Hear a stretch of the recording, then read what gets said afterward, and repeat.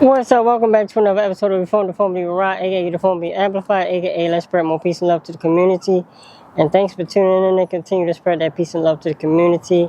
And speaking of spreading that peace and love, I noticed during one of my giveaways that there's still a lot of anger in the community, frustration and times is hard. And I wondered, is there any connection from the past ancestors' trauma to the trauma that some individuals are experiencing today?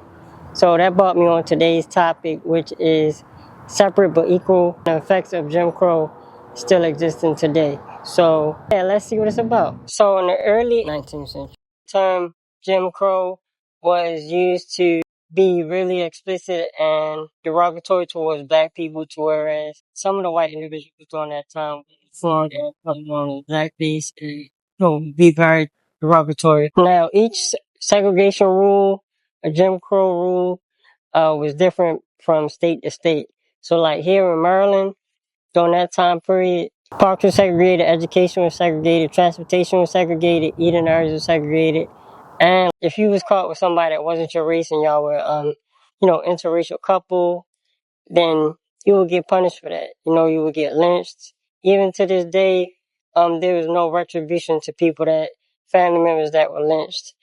And it's wild. It's sad that even existed during that time. But it's important to thank the ancestors, because if you're in an interracial relationship today, then you gotta, praise up to your ancestors for that, fighting for that privilege and for that opportunity to love who you want and, spread that peace and love to everyone. And some of the effects of the Jim Crow era still exist today. Mass incarcerations are going on where, individuals are getting incarcerated and getting a maximum sentence of time for having small infractions. So even with the housing discrimination, certain areas of Baltimore, Maryland, they're redlining or where they're keeping us out of, and no matter how much money you have, no matter what your credit score is, you're not allowed to live there. Even with our education system, people in certain areas don't want to go to certain schools, where it's like, oh, that school it's a bad school. Every school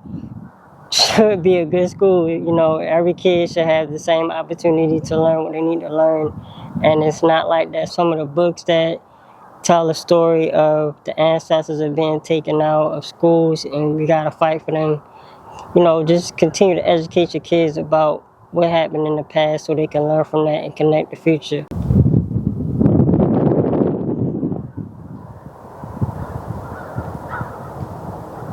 Understand that time period existed for about 1874 to 1975. So that's 100 and something years, 101 years. That's wild like that.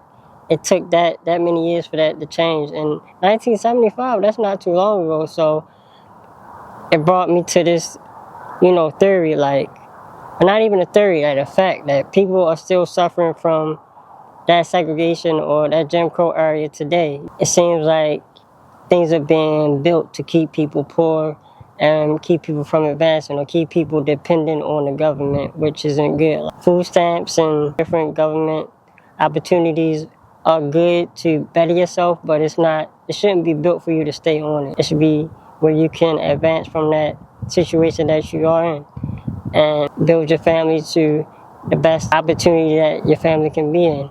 It's a lot of work to be done, but just pay attention to your surroundings and understand that some of this stuff is going on in other ways. Certain areas in different states we still can't go to because things can happen, and that's unfortunate. But like I say, just pay attention to your surroundings and keep spreading that peace and love to the community, and one love.